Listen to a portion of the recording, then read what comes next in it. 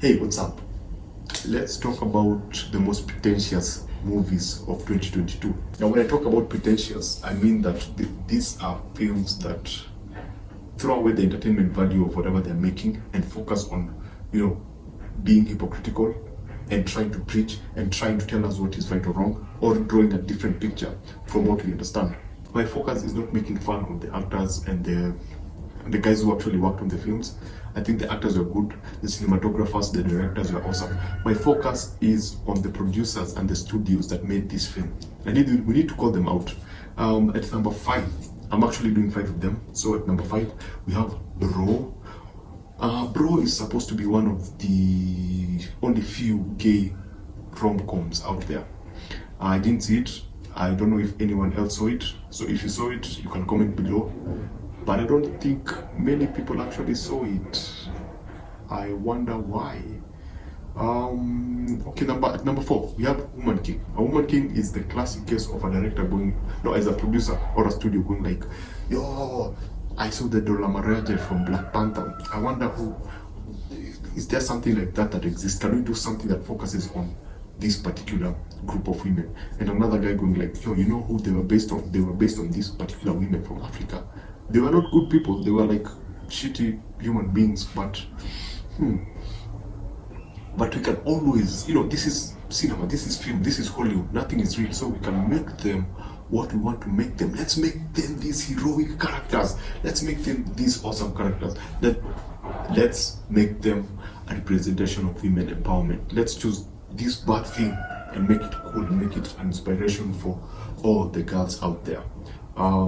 At number 3, Elvis. Again, studio heads sitting down and going like, oh, we need a bioepic for the king. The king needs to be represented in the most fantastic and fabulous and good looking way possible. So I want you, Mr. Producer, to get a director who can do these spectacular pictures, who can do this beautiful. We need people to get an idea of how spectacular Elvis's performances were, how electrifying his performances were. And a random producer goes like, yo, dude, but can't we focus on his normal life as a normal human being, as a person? Because yeah, we can do that. What about his manager? Yeah, we can do that. Get a good actor to do that. It doesn't have to be like everything, but the most important thing about this film, spectacle. Yes, you can drown the character and make actually a good story out of it, but no. Let's focus on the spectacular performances and the electrifying performances, because that's what people want to see. This is cinema. That's what you want to see. Spectacle only. You don't need story. You just need that fantastic spectacle. Yes. And at number 2, same thing. Blonde. Some producers sitting down and going like, Mandarin Monroe. I wonder, her story has never really been told. So why can't we do her story? Yeah, can we look at her as this smart woman who was belittled by the Hollywood culture back in the 60s? These smart actors who could have done much more with her life, and yet she was not taken seriously by the Hollywood system. Goes like, no, we don't need to see that. Yeah, we can have that. We can have a bit of that. But you need spectacle. We need to see a lot of body parts. We need to see a lot of flesh. We need to see her cry so that we can make all the men guilty, all the men and women, the people who exploited her. We are not in the 60s. We are not the one who did this to her. Why is she crying always? I mean, this had potential to be just a good old show. It had the potential to be like The Irishman, but it ended up, trying to make me cry every time that she was crying. She's beautiful. The actors did a fantastic job. My problem was just the crying and the nudity. I don't think it was necessary. And there's that famous shot of inside her body when she was when she was forced to do an abortion. I mean, why do you need all these scenes? You could have just done an authentic, simple story looking at who Marilyn Monroe was. Ground your story. They could have just grounded the story and told her a beautiful story about this human being and her misfortunes, But again, spectacle. But this time, instead of giving them only spectacle, make everybody cry, make everyone feel guilty. Yeah, you're watching this, you're watching Blonde, I want to make you feel guilty.